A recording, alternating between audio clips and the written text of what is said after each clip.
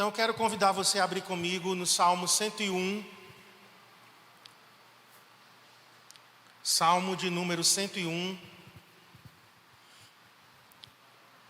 E através desse salmo, que é um salmo de Davi, nós vamos ver os valores, nós vamos ver o padrão de Deus para nós, né? Como crentes, como discipuladores, como líderes, como supervisores, como pastores. Então esse modelo aqui serve para todos nós, filhos de Deus. Mas eu quero especialmente, me dirigir àqueles que lideram, ou uma célula, ou um ministério, você que serve. Nós temos aqui, o rei Davi, estabelecendo um padrão. Esse salmo, ele é conhecido como Salmo do Juramento do Rei. Então os reis, eles pegavam esse salmo de Davi e servia como juramento no dia da sua coroação. Eles estavam assumindo aqui compromissos com Deus. Nós estamos vivendo, irmãos, tempos instáveis. Os tempos que nós estamos vivendo são tempos incertos, Tudo é relativo, Cada um faz a sua própria lei. Nós estamos, na verdade, vivendo o tempo dos juízes. O livro dos Juízes diz que naquela época cada um fazia o que melhor lhe parecia. Cada um criava a sua própria lei e cada um governava a sua vida da forma como queria. E aquilo virou uma bagunça, virou uma anarquia. Nós estamos vivendo algo semelhante. As pessoas relativizaram tudo. E o que elas falam hoje é o seguinte: se eu me sinto confortável, se eu fizer por amor, se eu estiver sincero, é isso que as pessoas estão dizendo. Não, mas o que eu estou fazendo, é com sinceridade, é com amor. E eu quero te dizer, isso não é suficiente. Nós precisamos ter convicções baseados aqui, neste livro. Este livro é a nossa regra de fé e prática. As Escrituras têm que nortear nossos princípios e valores. Quando a gente age, tem que agir com base no que a Bíblia fala. Nós precisamos, irmãos, de uma liderança convicta. Precisamos de uma liderança firme, que estabeleçam valores claros. A gente tem que saber o porquê que a gente faz. A gente tem que saber, o que é que está nos alicerçando. Então, nós temos aqui Davi escrevendo os valores que ele teria. São compromissos que Davi está assumindo aqui no Salmo 101. Então vamos ler o versículo 1. Ele começa dizendo: cantarei a bondade e a justiça, a ti, Senhor, cantarei. Cantarei a respeito da bondade e da justiça, a ti, Senhor, cantarei. Então, antes de tudo, Davi era um adorador. Aqui ele está dizendo: Senhor, eu cantarei a ti. Davi era um guerreiro, Davi era um soldado, Davi aqui já era rei, mas antes disso tudo, Davi era um adorador. Irmãos, antes de nós sermos líderes, nós somos adoradores. Amém? O primeiro chamado de um cristão é para ser um adorador. Alguém pode dizer: mas temos chamado para ser missionário. Temos que pregar o evangelho a toda criatura. Nós temos um chamado para sermos discipuladores. Temos. O Senhor disse: ide, fazei discípulos de todas as nações. Mas sabia que o primeiro chamado de um cristão é ser um adorador. O Pai procura adoradores que o adorem em espírito e em verdade. João capítulo 4 estabelece isso muito claro. E às vezes a gente quer liderar, servir, fazer as coisas para Deus, sem antes ser um adorador. Nós precisamos primeiro sermos adoradores. Essa é a nossa essência. Então aqui, cantar a bondade e a justiça do Senhor é o quê? É um adorador que está se colocando diante de Deus e dizendo: Senhor, tu és bom. Independente do que eu estou sentindo, tu és bom. Independente do que está me cercando, tu és bom. Eu sou um adorador que adoro em todo tempo. As circunstâncias, meus irmãos, sempre vão se levantar contra. Tudo vai nos pressionar para longe de Deus. Você já parou para pensar que tudo aquilo que a gente se propõe a fazer para o Senhor, sempre nós encontramos resistência, obstáculo, dificuldade? Quem já percebeu isso? Às vezes é até bem parecido o que a gente está fazendo. Exemplo, né? Cristiano até falou isso uns dias desses. Exemplo, você vai fazer uma endoscopia. E aí você precisa de quê? Está em jejum desde a noite anterior até a hora do exame. No mínimo aí vai umas 12 horas de jejum. Sim ou não? Tem dificuldade para você fazer isso? Não. Porque você é obrigado a fazer. Você não é obrigado a fazer o exame. Então, no momento que você se propõe a fazer o exame, você vai ter que cumprir. Não adianta você chegar lá com o seu estômago cheio, porque vai ser um horror, né? Lá para o médico que vai estar fazendo a endoscopia. Agora, se propõe a fazer um jejum de 12 horas. Você entende a diferença? É a mesma coisa, você vai ficar sem comer 12 horas. Mas só pelo fato de que é algo espiritual, enfrentaremos resistência. Enfrentaremos inimigos, enfrentaremos algo contra. Por isso, queridos, nós precisamos sempre estar lembrando da bondade do Senhor. Senhor, tu és bom, independente do que eu estou sentindo. Eu trago à minha memória que o Senhor é bom. Eu não vou esperar que as coisas melhorem para eu adorar. Eu não vou esperar que as coisas melhorem para eu poder glorificar o nome do Senhor, dar a Ele honra. Não. Cantarei a respeito da bondade e da justiça.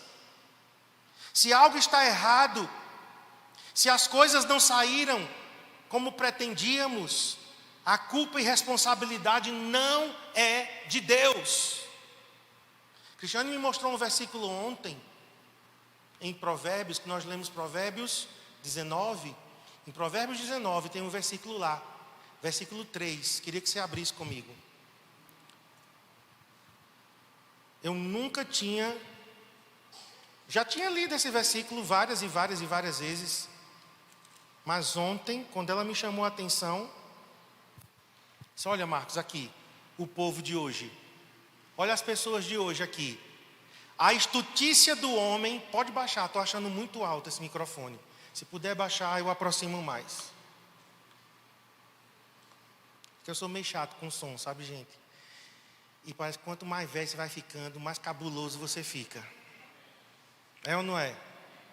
Ixi, mas eu pensei que eu nunca ia chegar nesse estágio. Imagina quando eu estiver com 80.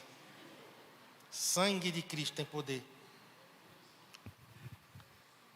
Eu vou ler aqui em outra versão, tá? Provérbios 19, 3. A tolice de uma pessoa, na Nova Almeida, a tolice de uma pessoa perverte o seu caminho, mas é contra o Senhor que o seu coração se irrita. Vou ler em outra versão, para ficar mais claro. O insensato arruína a sua própria vida e depois se ira contra o Senhor. Em outras palavras, a pessoa faz o que faz de errado e depois coloca a culpa em Deus. Você já viu alguém fazendo isso? Eu já, inúmeras vezes. Gente, esse versículo ontem, eu digo, olha aqui, que a Bíblia é a palavra de Deus. O Senhor aqui escrevendo através de Salomão e dizendo, olha, as pessoas vão errar, mas elas não vão assumir a sua responsabilidade pelo seu erro. Vão transferir a responsabilidade para Deus. Então, se as coisas não saíram como a gente queria, irmãos, a culpa não é de Deus, porque Deus é sempre bom. Diga: Deus, tu és sempre bom, em todo o tempo. Diga: eu é que às vezes não entendo da tua bondade. Então Davi começa dizendo: primeiro valor que eu vou ter, eu serei um adorador e eu sempre vou falar da bondade do Senhor. Então, quero desafiar todos nós aqui que estamos em posição de liderança, discipulando, fazendo alguma coisa na casa de Deus. Esse princípio, esse valor tem que estar estabelecido. Josafá cantou a bondade do Senhor e obteve vitórias. Depois leia 2 Crônicas, capítulo 20. Diz que o rei Josafá estava sendo ameaçado. Foi o que ele fez: colocou na frente do exército cantores. A tropa de elite de Josafá eram adoradores. E sabe o que é que os adoradores cantavam? O Senhor é bom e a sua misericórdia dura para sempre. O Senhor é bom e a sua misericórdia dura para sempre. Enquanto eles iam cantando, Deus foi lá no arraial do inimigo e confundiu os inimigos. Eles não precisaram usar uma arma. A única arma foi louvor e adoração. O Senhor é bom e a sua misericórdia dura para sempre. Experimente isso. Experimente isso. Estabeleça isso como um princípio. Eu vou cantar a bondade do Senhor, independente do que eu estou sentindo, do que eu estou passando, do que eu estou vendo. O Senhor é bom e a sua misericórdia dura para sempre. Segundo princípio, irmãos, voltando lá para o Salmo 101, verso 2. Ele diz: quero com sabedoria refletir no caminho da perfeição. Nós temos que refletir. Sabe, eu gosto muito de pensar, eu gosto muito de refletir. Eu gosto de buscar respostas. É do meu temperamento, é da minha personalidade. Por exemplo, quando eu estou chateado, eu me pergunto: por que eu estou chateado? Tem algum motivo. Por que eu estou irritado? Por que eu estou mal-humorado? Nada é por acaso. Nada é por acaso, mas tem pessoas que seguem em frente. Aqui está dizendo: eu refletirei, eu atentarei. Na versão Almeida atualizada, eu vou atentar sabiamente. Irmãos, nós temos que pensar, dar atenção a quê? Ao caminho da perfeição. Eu tenho que pensar sobre o caminho da perfeição, o caminho da integridade. Nós estamos numa crise de integridade. As pessoas não têm palavra mais. As pessoas são desonestas. Elas não são corajosas, verdadeiras. Elas não dizem exatamente o que elas estão sentindo, pensando. Você vai conversar com alguém, você diz: me fale a verdade. E a pessoa diz: está certo, vou falar. E ela não fala. Diz pela metade. Tem pessoas que maquiam, alguma coisa aí, de maquiagem. Colocam uma máscara, não quer o caminho da perfeição, não quer viver uma vida íntegra. Íntegro é inteiro. Íntegro é inteiro. Nós temos que ser inteiros, nós temos que ser honestos. Nossa palavra tem que ser sim, sim, não, não. Eu não gostei de uma coisa, eu vou dizer que eu não gostei. Eu vou dizer com as palavras certas, eu vou dizer com o tom de voz certo, eu vou dizer na hora certa, mas eu vou dizer. Eu não vou viver uma vida de faz de conta. Isso é hipocrisia, isso é falsidade. Se eu não concordo com a minha esposa, com o meu discipulador, com o meu líder, com o meu pastor, com o meu patrão, eu vou dizer. Eu vou orar, eu vou pedir a Deus uma oportunidade, eu vou pedir ao Senhor que Ele crie um ambiente, mas eu vou atentar para o caminho da perfeição. Amém, irmãos? Estamos vivendo essa crise de integridade em todos os sentidos. Eu convivo com pessoas ímpias, e às vezes eu fico olhando e dizendo assim: isso é mentira. A pessoa está mentindo descaradamente na minha cara. Não. É mentira. Sabe, gente, a mentira se tornou uma norma. Se tornou um padrão para as pessoas aí fora. Mas isso está entrando na igreja. Que terrível. Se está entrando na igreja. Se está entrando na liderança da igreja. Então, é um caminho mais alto. Integridade, querido, só se alcança com uma firme decisão. Eu decido ser íntegro. Eu decido ser inteiro. Eu considero, eu penso nos meus caminhos, nas minhas atitudes, nos meus pensamentos e decisões, quando ninguém está me vendo, mas Deus está me vendo.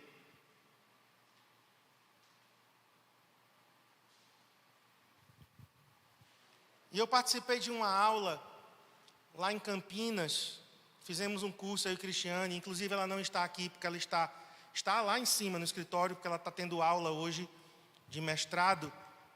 E ela tinha que escolher. Ou faltava ontem a casa de paz, que era o encerramento, ou hoje. Então a gente chegou à conclusão que era melhor que ela fosse para a casa de paz e hoje ela tivesse aula. Nós fizemos um curso em Campinas de liderança avançada pelo Hagai Internacional. E lá foi feita algumas perguntas. Colocou no telão, não vou colocar aqui, mas falando sobre integridade. Atentarei o caminho da perfeição. Você mente no seu imposto de renda? Estamos falando de integridade. Integridade é em todas as áreas. Falando em imposto de renda, eu quero lembrar que nós temos até o dia 30 de abril. Só que 30 de abril cairá num domingo. Então, nós temos até 28 de abril, sexta-feira que vem.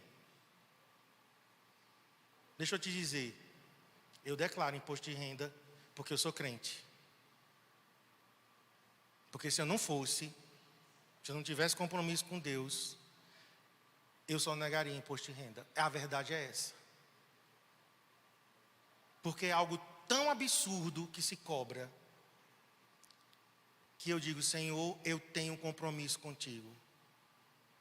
Eu sou um homem de Deus, eu vou declarar, eu vou fazer minha declaração de imposto de renda, custe o que custar. Mas é fácil? Não. Não é fácil. Mas eu escolhi o caminho da integridade, eu escolhi o caminho da perfeição. Perfeição aqui, gente, não é ser perfeito, não é ser sem nenhuma falha. Perfeição é maturidade. Eu escolhi o caminho da maturidade. Você tem dívidas fora de controle? Isso fala de integridade. Você vê pornografia na internet? Isso fala de integridade. Você tem algum vício? Você se ofende quando não lidera? São perguntas assim bem... Você sabe de pessoas machucadas pelo seu estilo de personalidade, de coisas que você fez ou falou? Você tem amigos de confiança? Essas perguntas foram feitas para nós naquele curso e aborda áreas de integridade diferentes. Como nos relacionamos com o sexo oposto? Eu, como homem, como é que eu lido com as mulheres, com as irmãs? Por exemplo, eu não dou carona para uma mulher eu estando sozinho. Então as irmãs daqui não fiquem chateadas comigo nem com raiva. Vocês já sabem. Se eu estiver sozinho no carro, eu não dou carona para uma mulher. Pastor, e se ela estiver morrendo? Bom, se ela estiver morrendo, eu baixo os vidros, ligo o alerta, boto ela no banco de trás e ainda vou buzinando. Saiam da frente que ela está morrendo. Sabe por quê? Parece exagerado? Parece. Mas eu escolhi o caminho da integridade. E as pessoas lá fora só estão querendo um motivo assim. Olha o pastor do CCA, dando carona para outra mulher que não é a dele. Todo pastor é sem vergonha. Eu sabia. Então, são coisas, são decisões que a gente toma. Eu não converso com uma mulher sozinho em um lugar fechado. Eu não me aproximo demais de uma mulher, né? Que tem gente, e eu fico dando passo para trás, porque tem gente que parece que quer conversar com você assim, né? E você conversando e a pessoa vai para cima e eu vou para trás. E aquela coisa muito em cima. Eu não dou abraço de frente. Abraço de lado as irmãs. São coisas que me protegem. Foi um caminho que eu escolhi. Eu não sou forçado a fazer isso. O Cristiane não me obriga a fazer isso, mas eu escolhi o caminho da integridade. Certo? São pequenas decisões na área financeira. Eu não recebo dinheiro da igreja. Assim, uma pessoa vem me entregar um dízimo, não recebo de jeito nenhum. Entregue a Walter, coloque por debaixo da porta. Faça alguma coisa. Para mim, você não vai entregar dinheiro. Eu não recebo dinheiro de ninguém. Quando as pessoas me mandam comprovante, mande para Walter, mande para mim não. Mande para o tesoureiro, mande para Lucas, que está ajudando na tesouraria. Isso me protege, é para a minha proteção. E são outras decisões que a gente vai tomando. O que eu vejo na internet? A internet é um campo minado. Hoje à tarde eu estava me assistindo, né? De vez em quando eu me assisto, né? De mensagens anteriores, de mensagens mais antigas. Eu estava procurando alguma coisa relacionada a isso. E apareceu um vídeo lá, não era nada demais. E o vídeo era: pastor trai a esposa com uma ovelha. É bem apelativo. Não tinha assim nada demais, que o pessoal já entra para ver, né? Eu quero ver a cena. E aí eu vejo que isso é um terreno minado. Quer dizer, eu estava olhando outra coisa boa e de repente aparece aquilo dali. Para que eu me distraia e vá ver o pastor traindo a esposa com uma ovelha. Vê só. E eu vou falar sobre integridade. Entende, irmãos? Então não só é você que enfrenta lutas. Eu também enfrento lutas. Mas nós temos que ter decisões. Então, eu já fiz isso muito com o pastor Ivanildo. De ligar para ele para confessar tentação. Não teve pecado, não teve nada consumado. Mas foi um pensamento. Ligo para o pastor Ivanildo: pastor, ore por mim. Eu pensei isso, eu pensei mal. Eu estou errado em pensar assim. É pensamento só. Mas um pensamento pode se transformar em uma ação. Um pensamento pode se transformar em uma ação. Eu escolhi o caminho da integridade. Quero desafiar todos nós aqui por essa busca de integridade. Amém? As pessoas do mundo precisam ver na igreja, gente, caminho de integridade. Quanto que nós somos comprometidos, né, com a santidade de Deus. Eu fico muito envergonhado, sabe, quando eu sei de pastores, de líderes, que envergonham o nome do Senhor. Estava no Banco do Brasil uma vez preenchendo um envelope e alguém do outro lado falando em voz alta no celular. Aquele pastor. Aí quando ele falou isso, né, automaticamente eu já olhei, né? E a pessoa de costas: aquilo é um safado. Isso e aquilo outro, não confio, já deu calote, mentiroso. Gente, foi tanta da coisa. Meu Deus do céu, eu vou sair daqui. Porque, sabe quando você se sente envergonhado? Eu sou desse tipo, eu me envergonho com a vergonha dos outros. Meu Deus, isso é tão constrangedor. Aí, eu conheci um casal em Santarém, e ele era do Itaú Financiamentos. Na época eu estava querendo financiar, isso foi em 2012, 2013. Estava querendo trocar o carro na época e tal. Aí eu disse a ele: fulano, que ele era dessa área, né?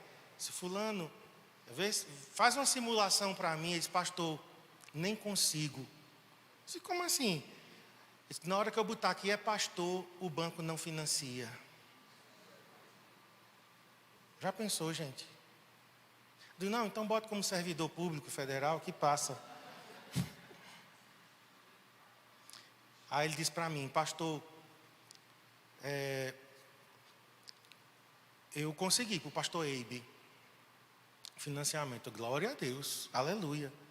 Ele disse, mas eu tive que dizer ao meu gerente, e ao supervisor do supervisor, quase que a presidência do banco, que esse homem é um homem íntegro, que esse homem não tem nome sujo, que o score dele, né, a pontuação dele é uma pontuação boa, que ele não tem nome sujo no Serasa, nem no SPC. Eu tive que ser o advogado. E quando foram e pesquisaram, realmente, a ficha dele era super limpa e financiaram. Mas quando é assim, geralmente eles não financiam. Já pensou? Isso é, como disse Boris Casoy, uma vergonha. Nós temos que corar de vergonha, porque os pastores eram para ser as pessoas mais respeitadas. Ontem eu estava dizendo a alguém, né, cuidado com os aproveitadores. A Bíblia diz para a gente ser simples como as pombas, mas nós temos que ser prudentes, sagazes como as serpentes. No meio evangélico tem muita gente aproveitadora. Não cobra assim na cara, mas só dá profecia para gente rica. Por quê? Porque sabe que vai ter alguma coisa de retorno. Eu estava dizendo, seja muito prudente, antenas ligadas, porque aproveitador tem de rodo. Então, aqui, esse ponto é muito importante. Eu escolhi o caminho da integridade. Vamos para o verso 2 agora, o final. Quando virás ao meu encontro? Davi clama pela presença de Deus, irmãos. Nós não podemos liderar sem a presença de Deus. Davi aqui era rei. Ele está dizendo, Deus, sem a tua presença, eu não governo. Eu não lidero, eu não dou um passo sequer. Ele aprendeu com Moisés, que Moisés foi esse tipo de homem. Moisés foi o maior líder de Israel. Davi e Moisés estão no topo, no top 5. Está lá, Moisés e Davi. Você já pensou você liderar 3 milhões de pessoas no deserto? Foi Moisés. Uma coisa é você ser governador num palácio, né? Onde tudo está ali, ar-condicionado, assessores, carro, verba de gabinete e tudo mais. Outra coisa é você liderar 3 milhões de pessoas no deserto, no sol quente durante o dia, temperaturas baixas durante a noite, sem água, comendo maná todos os dias, pois Moisés foi esse tipo de líder. E Moisés diz em Êxodo 33, não precisa abrir, mas só escute, Êxodo 33, versos 15 e 16. Então disse Moisés ao Senhor, se a tua presença não vai comigo, não nos faça subir deste lugar. Deus, se o Senhor não estiver comigo, eu não arredo o pé daqui, a gente fica aqui. Porque o Senhor tinha dito, né? Eu mandarei o meu anjo, Moisés, na tua presença. E sabe que tem gente que aceitaria essa proposta? Deus já está mandando um anjo, já é de bom tamanho. Moisés não aceitou anjo. Moisés disse, ou é o Senhor ou nada. Eu só saio daqui se o Senhor for comigo. Alguém que valorizava a presença. Amém? Nós temos que ser esse tipo de pessoa. Agora vamos para o verso 2 ainda, né? Que o verso 2 é bem extenso. Ele diz, em minha casa, na versão atualizada, portas adentro em minha casa, terei coração sincero. A outra versão que eu estou lendo é, em minha casa eu andarei com sinceridade de coração. Sabe por quê? Porque a primeira e maior preocupação, a mais importante preocupação de um líder é com a sua própria casa.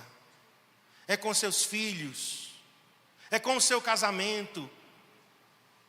Às vezes a gente encontra pessoas muito preocupadas, né? Em liderar a célula, o ministério.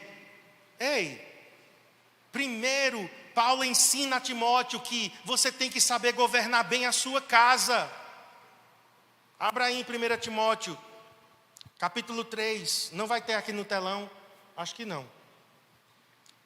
Não, né? Mas abra aí sua Bíblia, o seu celular, acesse aí. 1 Timóteo 3, verso 4 e verso 5. Diz, e que governe bem a própria casa, criando os filhos sob disciplina, com todo respeito. E Paulo faz uma pergunta. É uma pergunta retórica, ele já tinha a resposta. Mas é para a gente pensar. Se alguém não sabe governar a própria casa, como vai cuidar da igreja de Deus? E a resposta é, não vai. Se alguém não sabe governar a sua casa, não vai saber governar a casa de Deus. Isso aqui não só serve para pastores ordenados. Qualquer pessoa que exerce liderança, nossa preocupação deveria ser, como está minha casa? Portas adentro em minha casa, terei coração sincero. Como está meu casamento? Eu tenho que avaliar, meu relacionamento com Cristiane, está melhorando, está piorando, está estável? O que é que eu posso melhorar como marido, na minha comunicação e com os meus filhos? Como está o meu relacionamento com eles? Sabe por quê? Porque não existe família perfeita. Nem a família do pastor é perfeita. Apesar dos crentes acharem que a família do pastor é perfeita, mas nós somos iguais a vocês. E porque somos iguais, nós temos que ter cuidado da nossa casa.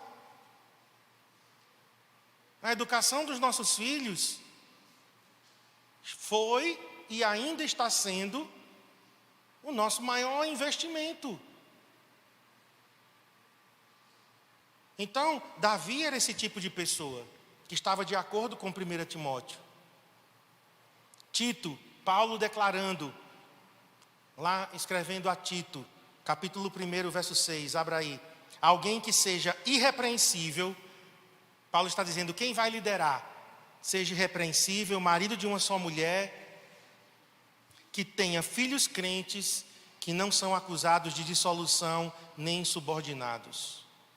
Então, família, irmãos, família é prioridade. Porque depois que a gente perde, é muito difícil recuperar. Recupera, né? Nada para Deus é impossível. Mas depois que perde, é bem complicado. A gente sabe. Quando relacionamentos são quebrados, para consertar é muito mais difícil. Então é melhor a gente cuidar, prevenir, do que depois ter que correr atrás do prejuízo. Então, seja como Davi, portas adentro, ou seja, dentro da minha casa, eu terei coração sincero. A gente vai andar em sinceridade. E sinceridade na Bíblia é uma palavra no Novo Testamento, né? Sinceridade no Novo Testamento é a palavra testado pelo sol. Elicrineia, testado pelo sol. Era um vaso que estava sendo vendido. O comprador dizia, é sincero, ou seja, é sem cera. Por quê? Porque os vendedores mal intencionados, né?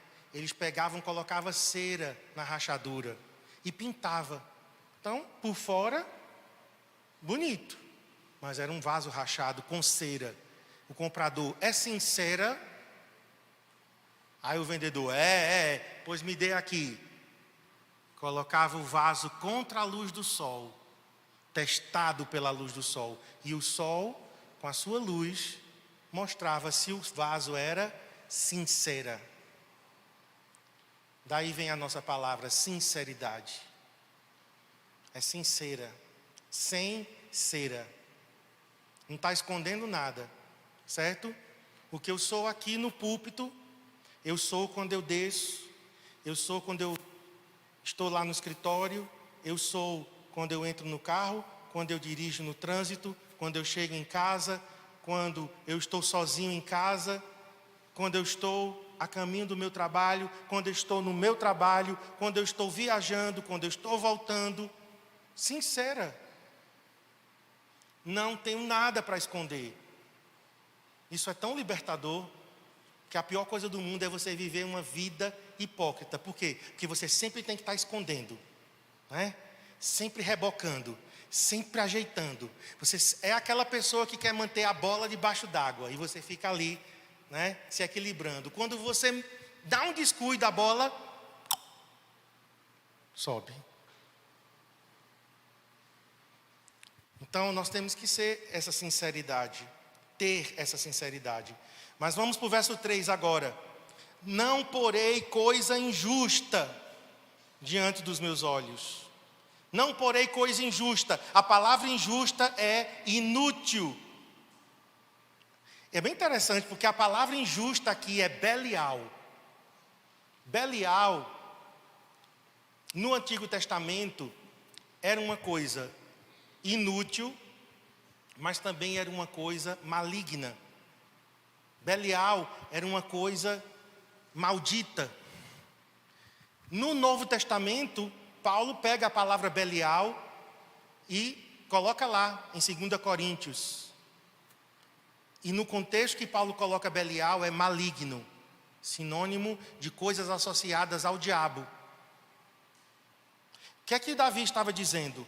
Compromisso com os seus olhos. Eu fiz uma aliança com os meus olhos. Jó disse isso. Já leu Jó 31? Eu fiz uma aliança com os meus olhos. Como eu olharia para uma mulher que não é a minha? Jó 31, verso 3. Abra lá comigo. Jó é um exemplo de integridade. E integridade passa pelo 31:1, não é 31:3 não, 31:1. Fiz aliança, fiz compromisso com os meus olhos. Como, pois, os fixaria eu numa donzela? Numa donzela. Já tem poucas donzelas hoje. Artigo raro. Mas aqui o contexto é: eu vou vigiar o que os meus olhos veem. Eu vou ter cuidado com as janelas da minha alma. As janelas da minha alma são meus ouvidos. As janelas da minha alma são os meus olhos. Também o toque, né? Tem toques que despertam. É ou não é? Como eu falei, um abraço. Você está conversando com uma pessoa, ela bota a mão na sua coxa. O tato também é uma porta, uma janela da alma. Às vezes até o olfato. Eu estava dizendo, né? Cristiane, na época que a gente namorou, ela usava um perfume chamado Inamorata. Inamorata. Aí José Milton disse que vão voltar, né, a produzir. Ele é especialista em perfumes. Consultor de cosméticos, pode procurá-lo. Gente, onde eu sentia o cheiro de Inamorata, eu lembrava de quem? Cristiane. Toda vez que eu sentia alguém usando Inamorata, era automático. Memória olfativa. Porta da alma. Então, nossa alma tem várias portas, mas eu acho que a dos olhos é uma janela enorme. Nós precisamos ter essa aliança. Não porei coisa injusta diante dos meus olhos. Sabe, às vezes, não é pornografia, tá? Pornografia nem se fala, né? Mas às vezes, gente, é coisa desprovida de significado e de relevância. Quantos vídeos inúteis nós assistimos? Perda de tempo. Vamos ser bem sincero. Eu, de vez em quando, né, e eu mando para o meu consultor de piadas, né? Mas assim, é claro que eu não fico fazendo isso o tempo todo. Mas quando eu recebo um vídeo engraçado, eu mando para ele, né? Aí a gente se diverte um pouquinho, mas depois eu volto, né, a me concentrar no que é útil. Porque senão, irmãos, olhe, esse arrastar para cima, ele já é proposital. Por quê? Você nunca chega ao fim. Já experimentou? Assistir os reels, os stories, é assim. Ou assim. Nunca vai acabar. Rios nunca vai acabar. E tudo aquilo que você para ver, o que é que acontece? O algoritmo, ele gosta disso. Só que da próxima vez não vai vir um conteúdo igual. Está provado já. Especialistas de Instagram, está comprovado que quando você assiste um reel, da próxima vez o algoritmo vai te mandar algo parecido, mas mais profundo. E mais, e mais, e mais. Por quê? Porque isso vai te prendendo. Então, aqui eu vou olhar para coisas justas. Ou, também tem o sentido de eu terei um olhar focado. Hoje, eu sei que é uma grande luta para a gente se concentrar. Agora mesmo aqui tem pessoas que estão lutando contra a distração. Por quê? Porque nós estamos bombardeados de informação. Eu gosto muito de ler, mas eu estou sentindo muita dificuldade para ler. E olha que eu amo ler. Amo livros e eu gosto de papel mesmo. Eu ainda sou da moda antiga, eu gosto de papel, eu gosto de cheiro de papel. Mas eu estou com dificuldade de ler. Estou com dificuldade de me concentrar. Por quê? Porque eu estou aqui, daqui a pouco chega uma mensagem no celular, aí a tela ilumina. Aí deixa eu ver. Pronto, acabou. Um dia desse, eu estava pesquisando uma coisa assim, da Bíblia. Comecei a pesquisar sobre uma coisa da Bíblia. Meia hora depois, eu digo, o que era que eu estava pesquisando mesmo? Quando eu fui ver a quantidade de coisas que eu já tinha visto, andado, eu digo, é muita perda de foco. Muita perda de concentração naquilo que você está fazendo. Então, se eu estou enfrentando isso, eu acredito que as minhas ovelhas também estão. Vamos comprovar aqui? Quem topa? Eu ia fazer uma pesquisa online para vocês responderem ali e aparecer ali. Mas não aparece o nome de vocês não, tá? É um site chamado Mentimeter. Não é de mentira não. É um site que a gente faz uma pesquisa online e vocês respondem e a resposta aparece lá. Mas vamos fazer aqui uma enquete. Quantos têm sentido essa dificuldade de foco? Você começa a fazer uma coisa, aí você percebe que vai. Cara, que eu estava vendo mesmo, quem sente isso? Quase que 100%. E isso é característica do tempo que nós estamos vivendo. Vamos para outra pesquisa agora. O que é que eu tenho percebido? Talvez seja uma coisa só minha. Mas quando é uma mensagem de 1 hora ou uma aula de 1 hora, eu coloco em velocidade 1.2, depende da fala da pessoa, 1.5, 1.7. Se a pessoa fala muito devagar, dá para colocar em 2x e dá para assistir tranquilo.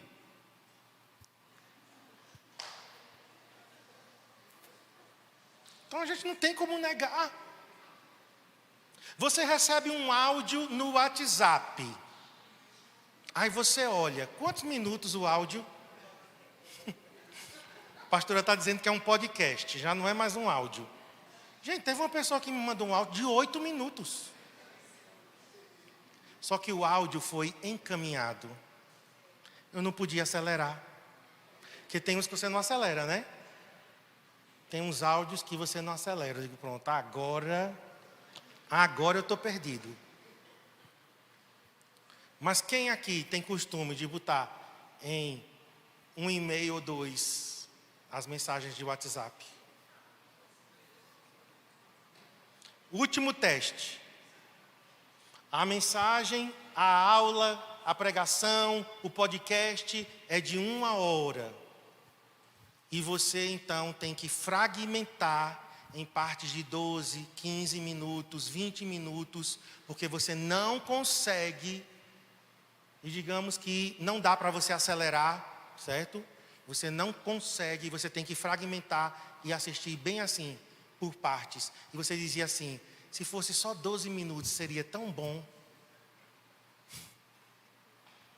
Então, assim, irmãos, nós estamos com sério problema de foco. Seríssimo. Isso não só é nosso, certo? Isso é característica do tempo da informação que nós estamos vivendo. Mas vamos adiante aqui para a gente terminar, porque eu sei que vocês estão já sem foco. Valores até aqui. Até aqui, o que foi que a gente viu? Adorarei em todo tempo. Vamos repetir comigo, para manter o foco. Diga: adorarei em todo tempo. Vou cantar a bondade do Senhor. Vou andar em integridade. A presença de Deus vai ser indispensável. Eu vou me preocupar logo abaixo de Deus e acima de qualquer outra coisa com minha família. E eu terei cuidado no que os meus olhos veem. Então, até aqui nós vimos isso. E vamos terminar agora com o verso 3 em diante. Detesto a conduta dos que se desviam. Nada disso se pegará em mim. Longe de mim o coração perverso. Não quero conhecer o mal. Então, nós somos pessoas que amamos pessoas. Se eu sou um pastor, se eu sou um líder, eu não tenho como ser um pastor se eu não amo pessoas. Mas eu sei a diferença entre amar e concordar em tudo que elas fazem e dizem. Eu amo as pessoas, mas não significa que eu concordo com tudo que elas fazem e dizem. E pensam. Sabe o limite.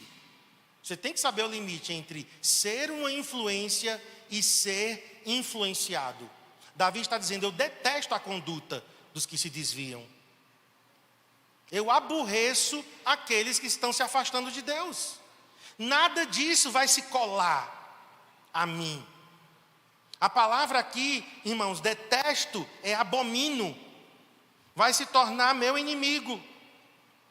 Então Davi determinou em seu coração que a conduta, o proceder dos que se afastam de Deus seria para ele abominável também. É abominável para Deus, é abominável para mim. E nós estamos vivendo, irmãos, uma época prevista, profetizada por Paulo. Paulo disse que antes do surgimento do anticristo, abra aí comigo em 2 Tessalonicenses. Segunda carta de Paulo aos Tessalonicenses 3.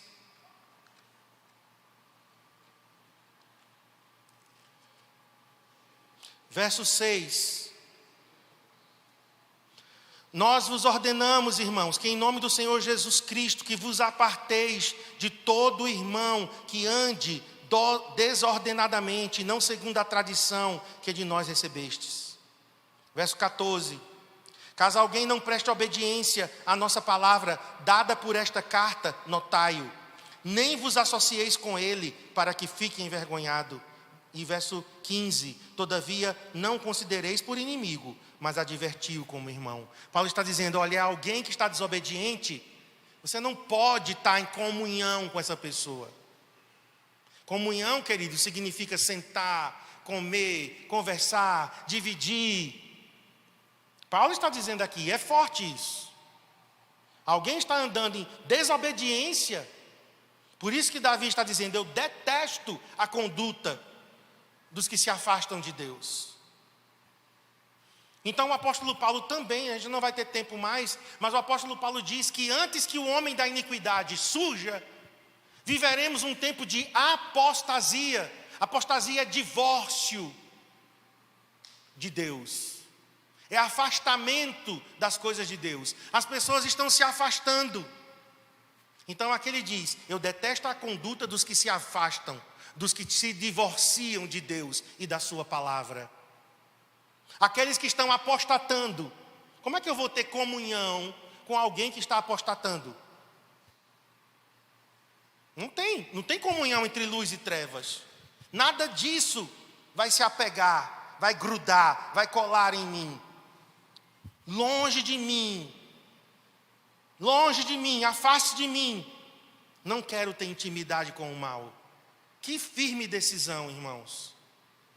Quer dizer, nós podemos ter colegas, não é? Todo mundo é nosso colega, mas amigo, só os amigos de Deus. Vocês estão entendendo? Eu considero, eu respeito. Paulo está dizendo aqui, olha, não considereis por inimigo, mas comunhão. Não tem como. Vamos continuar. Ao que às escondidas calunia o próximo. Nós estamos terminando, tá, irmãos? Volta para o Salmo 101. Ao que às escondidas calunia o próximo. Verso 5. A esse destruirei. Porque ele era rei e ele podia. Hoje a gente não tem como destruir as pessoas. Mas olha aqui. Gente às escondidas, por trás, na moita, na surdina, caluniando, falando mal, acusando, usando a língua. Ele disse, a esse destruirei. O que tem olhar arrogante e coração orgulhoso, não suportarei. Queridos, nós temos que tomar uma decisão de nunca, nunca, nunca, nunca falar mal de ninguém. Se a pessoa não está presente e eu não posso falar, aquilo que eu não posso falar na presença, muito menos na ausência. A fofoca tem sido um pecado comum no meio do povo de Deus. Não estou fofocando não, eu só estou pedindo oração. Vamos orar, Hernandes, por fulano, vamos. Olha, porque é isso, aquilo outro, assim, ele fez isso, mas nós vamos orar, mas antes da gente orar, fique por dentro. Fofoca. Em nome de uma oração fofoqueira. Então nós temos, é uma decisão individual, porque a gente sempre coloca a culpa para os outros. Não, o povo é fofoqueiro, essa igreja é fofoqueira, e tu és o primeiro. Então nós temos que ter essa decisão como Davi. O que calunia, eu vou eliminar da minha vida. Tomo a decisão também de não suportar arrogância e orgulho. Eu não aceito arrogância e orgulho nem em mim, nem nos outros. Geralmente a gente só percebe orgulho dos outros, porque orgulho é igual a mau hálito. Quem tem, nunca sente que tem, só sente nos outros. Ixi, fulano está com mau hálito. E às vezes ele mesmo está. Porque orgulho é assim, eu só noto nos outros. Sabe a dona de casa que chegou para o marido e foi dizer, essa vizinha ela é imunda, ela é porca. Olha os forros de cama dela, tudo encardido. E o marido, um homem sábio, como os homens sempre são, né? Homens centrados, homens ao máximo. Aí o marido pegou uma bucha com detergente e lavou a vidraça. Não disse nada. Aí ela, finalmente essa nojenta teve uma atitude. Olha aí, agora as roupas de cama da vizinha estão todas brancas. Aí o marido disse, não querida, eu que lavei a nossa vidraça. Nossa vidraça aqui estava amarela. Em outras palavras, a nojenta era você. Claro que ele não ia dizer isso, né? Nenhum marido vai dizer nunca isso a uma mulher. Mas a lição dele foi essa. Porque é mais fácil eu notar o erro ou colocar o erro para os outros do que eu checar em mim mesmo. Pastor Eibe me ensinou um princípio. Pastor Eibe diz o seguinte, com os outros dê muita chance, perdoe, né? Ande várias milhas. Com você seja muito duro. Com você pegue pesado. O que é que a gente faz? O que é que geralmente a gente faz? Contrário. Comigo, eu dou muita chance. Vou fazer as macaquices do pastor Baby, né? Dou muita chance. Faça uma figurinha, viu? Tem um monte de figurinha minha aí rodando Garanhuns e o mundo. Para cada figurinha feita, estão perdendo uma pedra na coroa de recompensa. Um monte de figurinha, pastor. Fizeram minha e sua. Tem uma que eu nem sei o que é que eu estava falando. É tão feia. Eu digo, isso é uma coisa terrível que pegaram. mas Deus dará a recompensa. Então, gente, eu tenho que ser duro comigo mesmo, muito exigente comigo. Com os outros eu dou chance, eu perdoo, eu ando a segunda milha. Agora vamos para o próximo versículo. Os meus olhos, Davi dizendo, procurarão os fiéis. A gente acha que é Deus que está dizendo isso. Os meus olhos procurarão os fiéis da terra, para que morem comigo. O que anda em reto caminho, esse me servirá. Davi estava dizendo o quê? Eu quero ser cercado de gente fiel. Eu quero ser cercada de gente crente, estável, confiável. Eu vou procurar essas pessoas até que eu encontre-as. Por quê? Porque o rei tinha muitos súditos. Ele queria estar cercado de gente fiel, honesta. Os fiéis da terra. O que anda em reto caminho, esse me servirá. Quem serviria ao rei? Os que andavam em reto caminho. De novo, queridos, eu quero me cercar dos amigos de Deus. Já dizia a minha mãe, dize-me com quem andas, que eu te direi quem tu és. E o provérbio de antigamente, que foi revisto por Erasmo Carlos e Roberto Carlos. Mas o provérbio, o ditado antigamente era, antes só do que mal acompanhado. Pois Erasmo Carlos e Roberto Carlos pegaram e disseram, antes mal acompanhado do que só. Eu prefiro estar mal acompanhado do que sozinho. Mas a Bíblia diz exatamente o contrário. Eu prefiro estar sozinho do que mal acompanhado. Então, irmãos, eu procurarei os fiéis da terra. Sabe, é muito bom quando você está cercado de pessoas honestas, fiéis, sinceras, transparentes. Gente que está buscando a santidade. Isso alimenta, um ao outro. Não ficará em minha casa, verso 7, o que usa de fraude. De novo ele está dizendo, dentro da minha casa eu não vou aceitar isso. O que fala mentiras não permanecerá diante dos meus olhos. A palavra fraude aqui é negligência, é relaxamento, frouxidão. Gente que fica, dando, oportunidade ao pecado. Quer ser bonzinho com todos, quer ser politicamente correto. Que é isso o que está acontecendo hoje. Eu não posso dizer não a ninguém, eu tenho que concordar com tudo para poder ser aceito.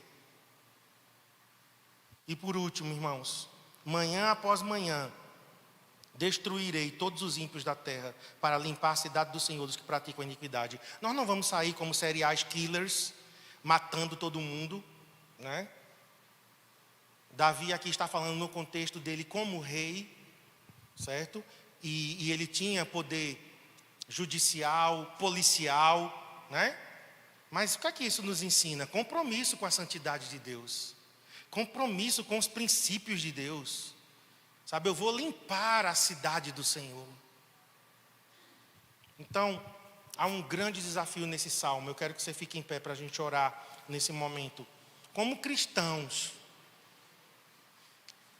não só como líderes, mas aqui nós temos pais, mães, aqui nós temos pessoas que trabalham na iniciativa privada, na iniciativa pública, servidores públicos, Eu, no meu caso, a fama que o servidor público tem é a pior de todas. Estava lá em Horto do Salitre, em novembro. O apóstolo Luiz Hermínio disse, nós temos que elevar o nível de justiça. Nós temos que ser tão justos, tão corretos, tão íntegros, que Deus vai olhar e vai dizer, eu tenho que julgar, porque meu servo, minha serva, meu servo, minha serva, eles estão andando em justiça e eu não suporto o pecado que está cercando eles, o nível de justiça elevado. E Deus usou Cristiane para falar comigo. E eu vi ali Deus, me dizendo, Marcos, eleve o seu nível de justiça. Uma decisão. Então, vamos orar, feche seus olhos. Eu quero encerrar com isso. Nós não teremos grupos de setor hoje, tá bom? Depois que a gente encerrar aqui, está encerrado. E amanhã estaremos então no nosso dia de jejum e oração. Põe a mão no seu coração e diga como Davi: Senhor, eu quero ter esse compromisso. Eu quero ter, Senhor, a santidade, a integridade. Cantarei o teu amor e a tua justiça, Senhor.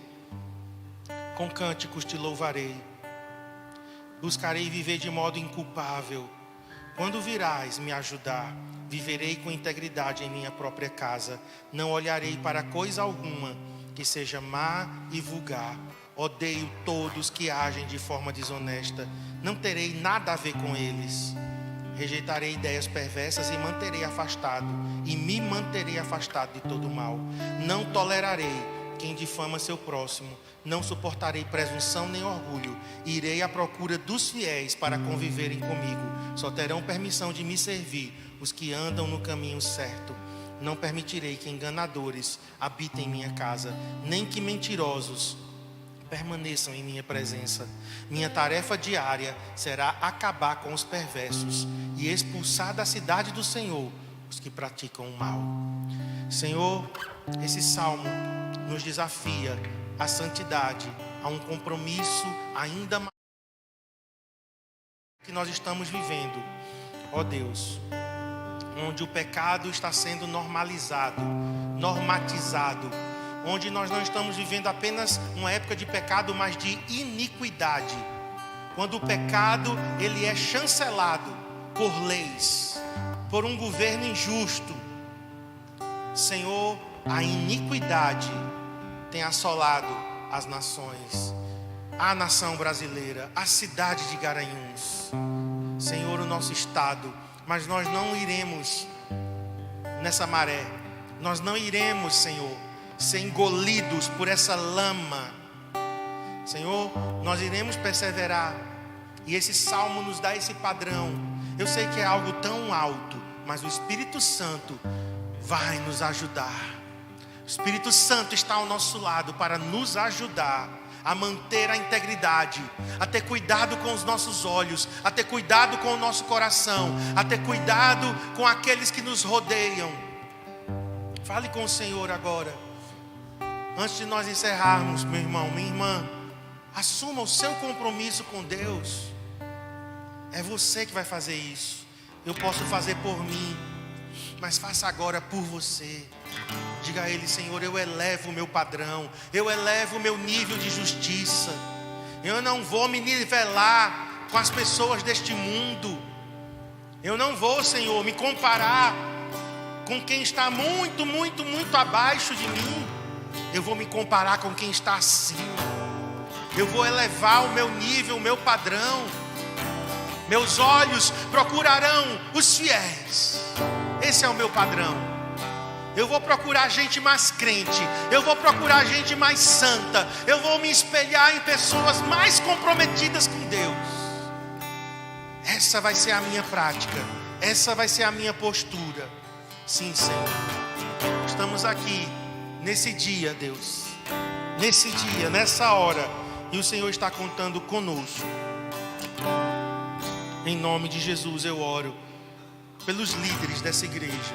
Eu oro pelos supervisores e pastores, discipuladores, por aqueles que são voluntários em um dos ministérios, aqueles que servem aqui nas diferentes áreas.